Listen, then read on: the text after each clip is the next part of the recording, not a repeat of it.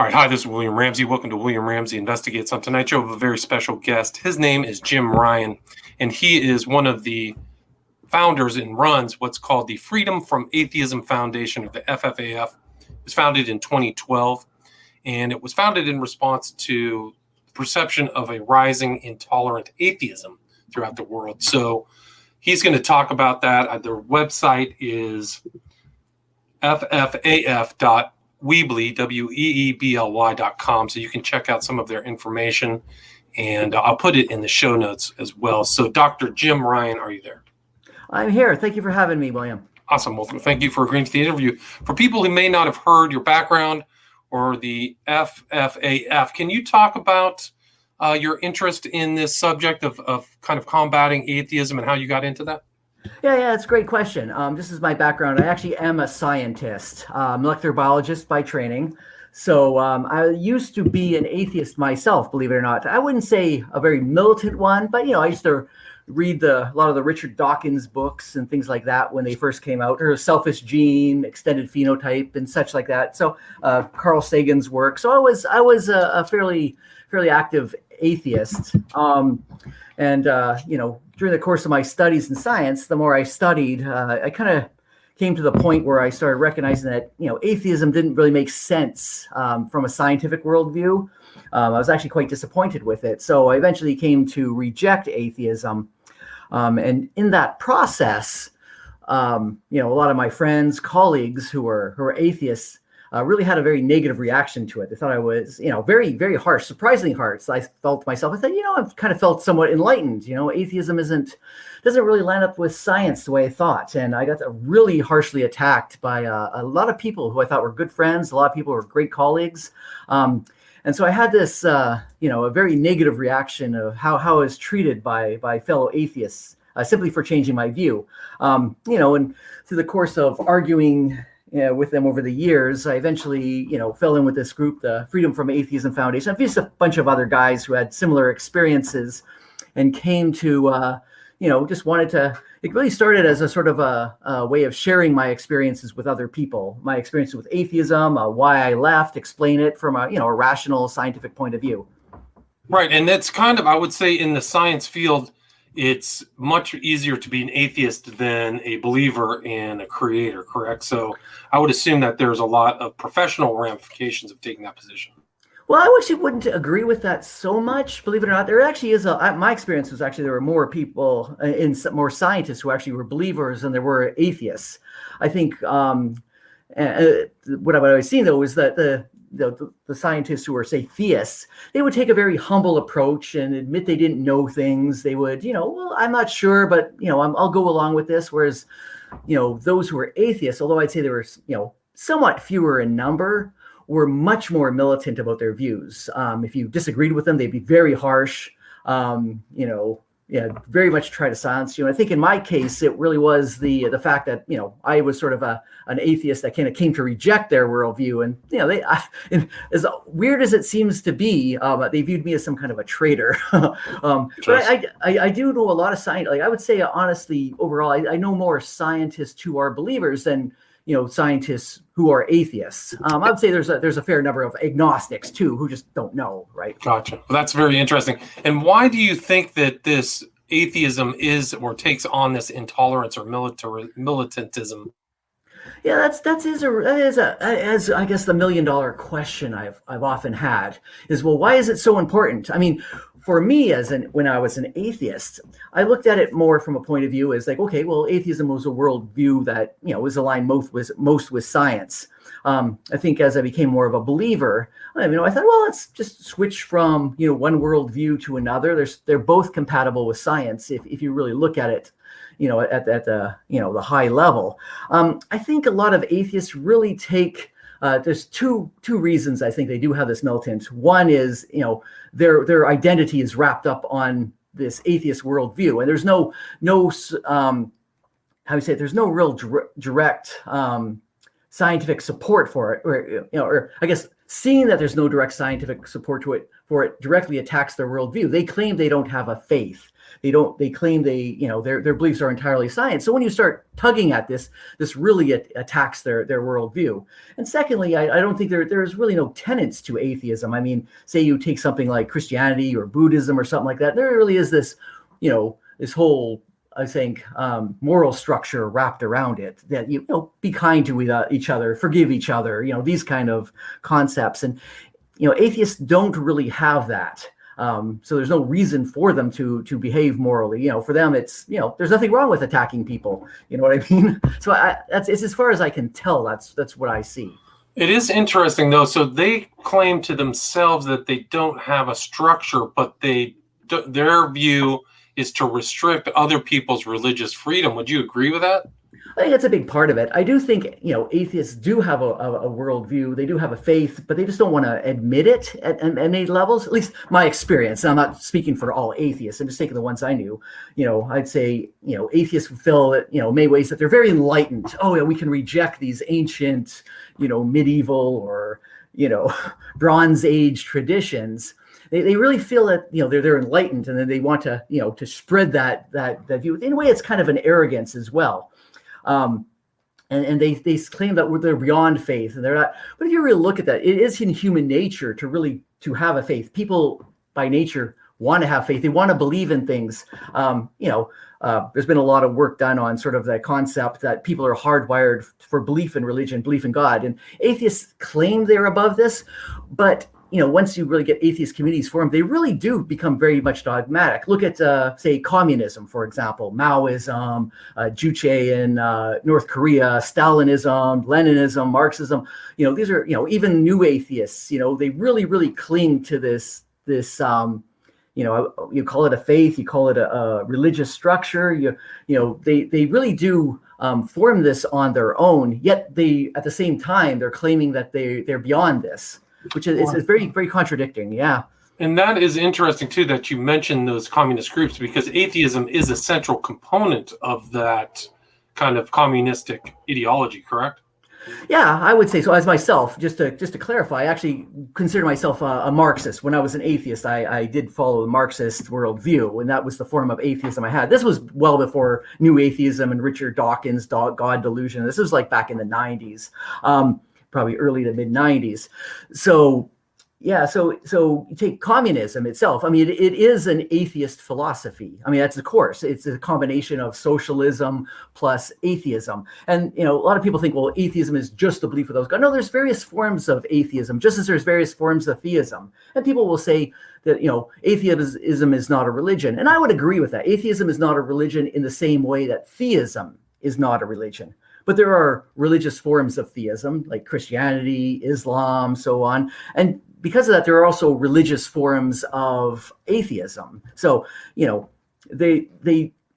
hope that answers your question. Right, no, it does. Well, when you say Richard Dawkins, I mean, kind of this predominant evolutionary biologist, when you say new atheism, what's the difference between atheism and new atheism? I don't understand that. Yeah, there is. It's like saying, what's the difference between atheism and communism? New atheism is just is this title that they've come up with. What you would see is sort of in the atheism worldwide had its peak, probably I would say in the late 1970s. Probably the highest point, probably about 4 or 5% of the world's population was atheists, and most of that was due to communism. Communism being one form of atheism, but there's other forms out there. With the fall of communism and things like that, you started seeing this. We see a reduction in the amount of atheists around the world. It started declining at a global level, and I think atheists had this view. Well, atheism is going to spread. There's a sort of the religion is collapsing, and what you see since probably the 70s, especially once you get in the 90s after the fall of the Soviet Union, the collapse of communism around the world, there's fewer and fewer atheists. Meanwhile, atheists have this belief that they're spreading, religion is collapsing, and yet atheism was collapsing, going slower, and then you started seeing things like Islam surging really radically, evangelical Christianity surging really rapidly, Hinduism, surging, rapidly in India. You start seeing religions actually over the world growing greater than atheism was. You start seeing, and I think sort of when you see I think one of the triggers for new atheism was the 9/11, believe it or not. They were told, religion was dying. Here yet we see religion all over the world, expanding, and even things like militant atheism, or not militant atheism, militant Islam, really gaining ground. And I think this sort of a lot of these atheist writers, people like Richard Dawkins, Christopher Hitchens, Sam Harris, Daniel Dennett, these guys kind of sort of like wanted to circle the wagons and sort of, build atheism back up.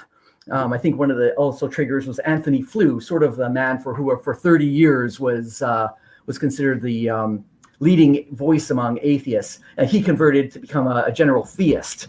I think. Yeah, all these things together, Richard Dawkins wanted to take over his mantle, take over. We saw the atheism in decline, and what happened from then is they wanted to circle the wagons, and it sort of coined the term. I don't know if it was them or just the media, but they coined their new militant form of atheism. They coined it a new atheism, but it's just one type of atheist stuff. Just a repackaging atheism, and they're all kind of scientific. Evolutionary types, right? So they believe in evolution, and there's been recent kind of attacks upon evolution, which would kind of undermine the atheist worldview. Would you agree with that? Some of these newer studies where people are talking about intelligent design and talking about the complexity of the human body and stuff. Yeah, well, and I'm going to be just to be clarified here. I myself actually, being a molecular biologist, who studied, evolution quite deeply. I mean, I actually see no conflict between evolution and a belief in a Christian or even a biblical worldview. I see no, and there's tons of books written on that if you want to get into that sometime. But I think the biggest threat to atheists is not that.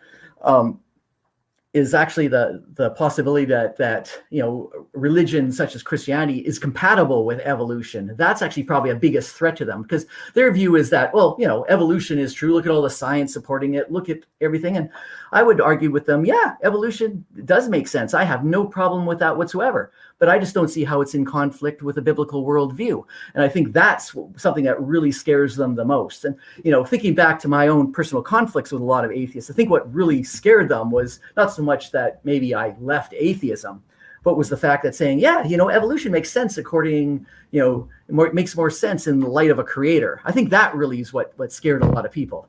Interesting. So you think that evolution is not a threat to a theistic worldview, and then, but when you founded the Freedom from Atheism Foundation back in 2012, how did you contest against atheism, and what was your kind of approach, and what was the response of atheists? Yeah, that's a great question. Well, and when the Freedom from Atheism Foundation, it was really a web page, and there was a bunch of us on it, and there was a couple web pages that we kind of merged all together. It was actually the actual one that was called Freedom from Atheism Foundation. Believe it or not, it was actually found by a Muslim guy. There was another Christian group that was committed against atheism. There was another one that was sort of supporting the rights for crosses as monuments, for war monuments and things like that. And we took these 3 pages and we kind of why don't we just merge them all together and make one? And we like the name, the Freedom from Atheism Foundation. And that's how it kind of occurred. The earliest days, I thought it would be a lot of fun. I thought, a lot of people would, share their interests, share their stories. And that was my point. I just wanted to get on there and just share my experiences and why I felt that, science and say Christianity were not in conflict. And I thought people would be very interested. What we got is a lot of atheists come in there, very hostile, and they kind of almost took over the page. So I had to spend a lot of time banning people. I got into one early, I think it was one of my first discussions. I was explaining, I had this one guy, he was was explaining science, and he was arguing with me. He was an atheist. He, was arguing about evolution and things like that. And, I think he was a grad student. He started attacking my credentials. So I threw out here's a bunch of papers that I published. And he was all taken aback, and he started arguing about evolution. I said, well, look, I have no problem with evolution. In fact, I actually think, if it wasn't for evolution, I probably wouldn't actually, become a Christian. And I think that threw him for a real loop. And then they just start, when they do that, he just started resorting to just yell, swearing and, all kinds of, derogatory terms. So I eventually just had to ban them. But they do get a real hostility, when you start explaining these things to them. So that was my early experience with that. It was kind of a lot of fun. There was about 5 or 6 of us who started the page, and there we had believers from all different backgrounds. A couple of us were Christians. We had like the Muslim guy. There was a Hindu guy and a Buddhist. It was great. Interesting. I mean, it says here you've had over 725,000 Facebook likes, so it's very active, definitely on Facebook. And how did it kind of develop? I mean, you've been doing it now for almost 10 years. And what are kind of the main takeaways that you have in this experience of starting this foundation? Well, we started early. I mean, you got to keep in mind, this is I'm thinking 2011, 2012 when we started this. And Facebook was a very different place right back then. It was still, it wasn't brand new, but I think we were just starting getting groups out there. People, we were one of the early group. I think at one point we were, in the top 50 or 100, I don't know, of Facebook pages out there. I mean, it was a really fun early growth. And I think there's a whole bunch of us posting all the time. I think we did some paid advertising and things like that, just out of our own pocket, nothing serious. It's not a formal group. We're not like an official organization or anything. It's just think of a bunch of guys who just wanted to share their experiences as being former atheists. And we got some great discussions, a lot of, followers at the early days. Yeah, it was fun. And like I said, I would say a big part of the growth had to do with sort of a reaction against the new atheists, Richard Dawkins in particular, Sam Harris. These guys were pretty hostile towards anyone who didn't share their beliefs. And I think that was when we had a lot of growth. I'd say, this new atheist group movement, sort of no one really cares about Richard Dawkins anymore. Sam Harris has kind of gone off into sort of a new age spirituality kind of movement. No one knows who Daniel Dennett is. Christopher Hitchens dead. So it just kind of fizzled out. Nobody really cares about that anymore. So I'd say we still get a lot of interaction, but I think those early days when new atheism was really big was kind of our really exciting time. Right. And so you see these kind of militants out there. What do you think that their ultimate goal would be if they could have more cultural or political power? Do you think that they would literally do something like what happened in the Soviet Union or China? Well, I think so. I mean, atheism as a worldview. I mean, like I said, there's many different types of atheist worldviews, but none of them have really strong tenets. And those that do, they're really harsh. I mean, yeah, you just look at any atheist country or atheist government, or any time an atheist got into power, what happens? I mean, yeah, Stalin is a good example. Mao's a good example. Sure, you see what's happened in North Korea. But don't forget, there's also non-communist forms of atheism. I mean, take a look at Mussolini and Italian fascism. That was a form of atheism. You take a look at, People's Temple and what's a guy? Forgetting.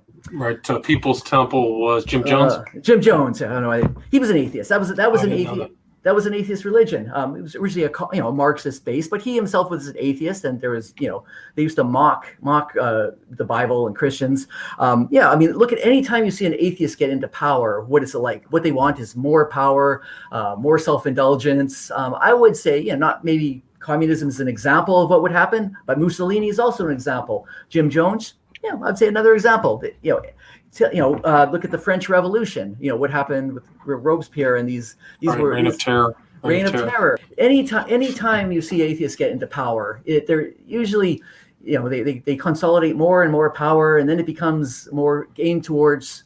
And it's usually from an enlightened point of view. They think, well, they've got this enlightened view, and then when nobody listens to them, then it starts about stamping out anyone who disagrees with them.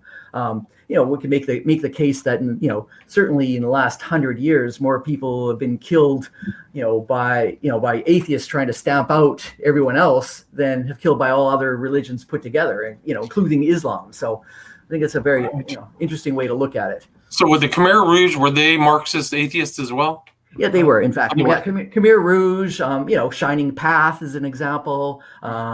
You see, was it the group in Colombia? I'm thinking is it FARC? FARC. Yeah. These are all Marxist groups. Now, I don't know if they still are atheists, but yeah, certainly anytime you see like a Marxist organization, it's at its heart an atheist group. And, of course, since the fall of communism, I haven't followed every single group. So there might be some that don't care anymore. But yeah, generally as any type of Marxist group or fascist So it would group. be even Antifa. So Antifa could be considered Marxist, atheist, militant atheism too. Then, correct? Well, I don't know, but I mean, it might be. I don't think they really take a stand from. I mean, I'll be honest. I haven't studied them that much. Other than they're pretty. Yeah, but I would say it attracts a lot of atheists. I don't know if they've actually made a stand on we don't believe in God or anything like that. But so possibly. So I mean, so you have. I think that the militant atheism and materialism go hand in hand. So, what is? I mean, are those counterpoints that people from the Freedom from Atheism Foundation make towards atheists? Do you find that they're? I mean, do you think that the atheists are trying to convert the theists, and the theists do they try to convert the atheists? Well, does that take place? So on our page you're talking about, right? Yeah. So I like I said, one of the things I love to do on the Freedom from Atheism page is I look at it the point of view is I like to take a critical look at my former faith, and I do that by applying the same standards to atheism that atheists apply to other faiths. So and quite often I do that by taking a post that they've made about a theist, right, ever, and just twist it around and say the same thing about atheists. And usually you can do it. It's a very I say theism, atheism are both positions based on faith. It's just, atheism tries to call out everybody else. You apply it back to atheists, and I just like to see what happens, right? It's part of it's about me just exploring, taking a critical look at my former faith and just, having a look at it in context. So on the page, though, you get a lot of atheists who are very, how do you say it? Very, very, very upset when I do that. So I don't know if they're trying to convert anybody so much as just insult everybody and, try to seek validation, as it were. Right. I say the theists on there, a lot of them are on there just simply because they like to, it's nice to see somebody standing up for this kind of, standing up against atheism. So they like to chime in and say, oh, I'm so glad you're doing this, or, that's so true. And a lot of them are just, there to argue with atheists. And I don't know if anybody's trying to convert each other. I'm hoping for civil discussions, but, I think a lot of them just trying to point out each other's flaws, to be honest. Why do you think that atheists believe that their view is pure science and not have any faith?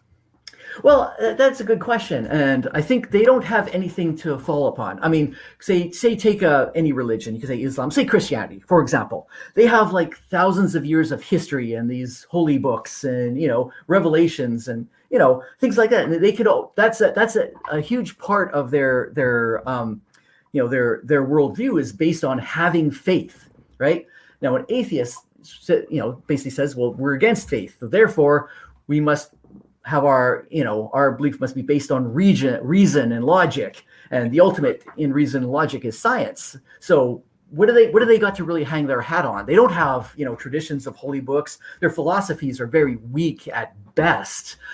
So what do they have to hang their hat on? You have someone like Dawkins or Carl Sagan or somebody like this will say, actually, science, our beliefs are grounded in science. They say, yes, my beliefs are grounded in science too. I'll only believe what science says. But they never really take that to the next level. They never really challenge themselves and say, how is my belief grounded in science? I mean, one of the things that, helped me reject atheism, this was back when I was a grad student, and I had a professor challenged me one time, and it was more around the fact that because I watched a lot of movies and and science fiction movies and things like that, and she said, well, sometimes you kind of let your science fiction cross over into your science, so you have to really test everything you believe according to science and make sure it holds up. And I said, no, that's a good idea. So I took it literally, and I said, well, I wonder if my atheist beliefs holds up according to science. And I tested it. I found there's actually nothing in science that really supports atheism. It's a faith like any other. But I think a lot of atheists, they want to believe that it is supported by something. How do they claim they're right? They're arrogant. They feel they're enlightened. But how do they know they're right? Well, it must be supported by science. That's the only thing they can hold on to. Right. And I think that's what it is. It's almost that need. It's like they have to have it. If you take that away from them, then everything falls apart. And I said, that's the big thing for me. I think it was the hostility when they said, look, evolution, we know is true. Right. Creationism, according to science, is false. Okay, great. What if I said evolution, was compatible with creation? Well, that takes away their club. That takes away their weapon. That takes away the very, we say the cornerstone of their entire belief, and everything will crumble down on it after that. Interesting. And one of the interesting things that I've learned about these really supposed hard science people like Richard Dawkins or Stephen Jay Gould is that they're culturally very receptive or empathetic to Christianity. Have you ever, do you have any comments or ideas about why that is? Well, that is a good question. I think what we see now, first of all, I would say hardcore science. I would say I wouldn't call them hardcore science people. I know Richard Dawkins got a start as a scientist. I know Stephen Jay Gould was more of a science, was an ethicist or whatever. I would say they're more pop science people. People like, you see people like, Neil deGrasse Tyson, you see Richard Dawkins, you see Carl Sagan. These are not hardcore. I mean, they're not practicing like science, right? Kind of almost info science or inter science type. Yeah, they're pop science. They cross from the realm of they have a good strong science background, and yet they're not actually practicing science. When was the last time Richard Dawkins actually did a scientific experiment? What, probably 1970s? Right. So I mean, he makes more money off his philosophical views than he does off science. He just has science credentials. I mean, and I'm not saying he knows nothing of science. He does, but like I said, think of him as a pop scientist. So now to answer your other question, so why do they have this background in science, or why do they have this cultural Christian worldview? And I think a lot of them, when they take a look at it, well, what would a scientific or what would a scientific a world run by science, world run by atheism actually look like? What examples do you have? You can look at like scientific worldviews like the Nazis. You can look at scientific worldviews like the communists. Communists, right? Wasn't his thing scientific materialism? Like it was science. You had this presumption of science. Yeah, you have this presumption of science. The certainty of science, actually. Yeah, and I think a lot of these guys, like Dawkins, what I see for him a lot of times is he's lately, when he first, I'd say go back to 2001 or 2006 when he wrote his books, he had this, everything about religion is poison, everything is bad. Or I think a lot was Sam Harris who said, or maybe Christopher Hitchens, but they had this view that everything about religion is wrong.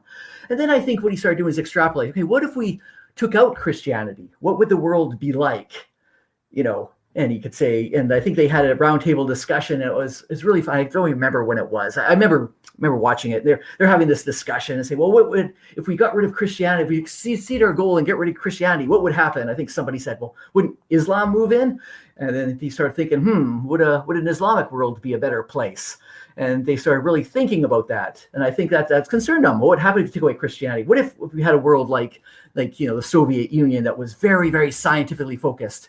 What would that be like? I think a very atheist point of view. And I think they realize that, it's not entirely bad. Maybe they don't agree with the faith. Maybe they don't actually believe in Jesus or, there's a God, but maybe they realize that, if you take that away from the world would be a much harsher place. And right. I mean, you can see that. Look at the Nazis. They had the scientific presumption too, evolutionary science, and they were the top. And then it's okay to exterminate these other races, right? Yeah, there's such thing as, evolutionary theory, how evolution works in nature, and that's interesting to study. But when you start taking something like that and applying it to society, or, they had their very basic view. Well, it wasn't just Nazis. It actually started with that, the German empire prior to that, having this view that, the little big empires, the strong empires should crush the weak empires. Nazis took a step forward, and the strong races should destroy the weaker races. Every aspect. Once you start applying, some scientific, theories to society, it doesn't always work. In fact, it can go very, very horribly wrong, as we've seen in the case of the Nazis. Right. And why do you think that these guys, like the new atheists, they have a kind of priestcraft certainty? Like they're so certain that they've had science when science itself, or the understanding of science, has changed. Why do you think they're so certain is one question. The other is, what happened in recent times to split science and religion? Because back in the 15th, 16th century, all those guys, Galileo and Linnaeus, they all saw themselves very Christian and very godly. And something has happened where those two, in a very general sense, religion and science are now separated. Yeah, well, I think that's a really good question. So I think we study the early history, scientific method, and all that. That was developed. Every early field of modern science was founded by Christians, believe it or not, and some by Muslim scholars as well. Because they had this view that, prior to that, the universe was considered a very mysterious thing. It was only, we could never understand it. It's only, could only be understood by contemplation or whatever. And, Christians came in that had this view that, look, we have a God who gives us laws. If we, therefore we should have laws in nature, right? Everything should be ordered. And so they went out to seek out laws in nature, and yes, they found them. And I think a lot of the early Christians, or not early Christians, early scientists who were Christians, actually went to study sort of this natural theology, looking for laws in nature to help them, bring them closer to God. They consider actually doing science a form of worship. People like Isaac Newton, for example, wrote several books on this. But I think what had happened is I think there were a lot of atheists. They said, well, we want you to be part of science too. Science is a good thing. We could use it to explain the universe. But the trouble is there's so many, all the powerful, all the real scientists are Christians. So they really wanted, and, science was considered more of an amateuristic kind of thing. There wasn't the scientific industries as we see them today. So they wanted to create a sort of a professional science. And one of the first things they did was try to separate it from religion. So there was this push. You see, like the National Academy of Sciences, for example. This was, really set up as almost an atheistic kind of organization, just for scientists who didn't believe in God or superstitions. When in their early days, they didn't want to invite any Christians into it unless they had no choice. But I think there was this push to kind of this professionalization of science and how they wanted to be part of atheism to be more of a scientific worldview. At the same time, there's several books being written to kind of put this, separate science and faith. I'm just trying to think some of these. There was some books about the conflict between science and faith, and where they portray things like, Galileo affair as kind of a religious versus science thing, or, Christopher Columbus and showing how the church believed the world was flat, which absolutely was not true at all. And so they really kind of sort of promoting this, this conflict between science and faith as a way to kind of promote, atheists in science, I think in the early stage, late 1800s. Right. And do you think that some of the scientific views, that they're deliberately holding onto these views to bolster their atheistic worldview instead of the other way around? Whereas what my point is like they're taking pieces of what they see as science to bolster their atheistic worldview instead of objectively looking at scientific history. Does that make sense? Oh, there's no question that they do that. I run into atheists all the time who are spouting part understanding of how science works. The worst thing I come across is these atheists who read some sort of like Richard Dawkins page or something, which is very skewed, very twisted form of science. And then presenting it as this is how science is. I'm like, oh, that's not even remotely what science is. Very, very, I'd say, agnostic or neutral towards concept, metaphysical concepts like atheism and theism. These are really beyond the realm of science to talk about. Yet, people like Dawkins or Sam Harris kind of, twist it a little bit, and then people just take it and run with it and pass off atheist philosophy as though it were science. It's kind of really weird. Right. I think it's interesting when you really study these guys. They definitely cherry pick, and they're very certain, and there's not maybe that kind of objective, detached view on things. Like they're almost like the certainty of a priest in some ways to me. But yeah, please. I was going to say, yeah, indeed. They have this absolute guarantee. I often see atheists talk about, Christians or whatever, blindly following their faith. And I think that an argument can be very strongly made that atheists, blindly, cling to atheism without any evidence whatsoever. I've often asked them, and this is really funny because, I'll routinely post a question saying, why is it that, atheists, accuse, theists of accepting theism, without any evidence, yet blindly cling to atheism despite the lack of evidence, So Right. And they all, usually when you ask a question like that, it's like, well, we don't have to provide evidence. I'm like, okay, so we're saying everybody but yourself needs to provide evidence. Your worldview is the one that doesn't require evidence. And, they'll twist it somehow and say, well, you guys are making the positive claim. I say, no, we make no claim at all. I'm simply accepting the possibility that there's a God exists. I admit my views are based on faith. If I have evidence, I'll change them. Do you have evidence to support atheism? You ask them that a few times and they get angry. They start swearing at you, and then you just block them. Well, this has been a superb conversation. Really delighted that you took time to talk about your foundation and your views. For people who are listening, what's the best way to see the website and get information or kind of catch up? Do you have any other?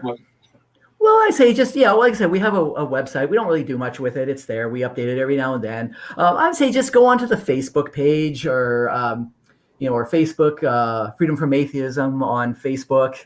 Just have a conversation. Go on one of the post something, ask some questions.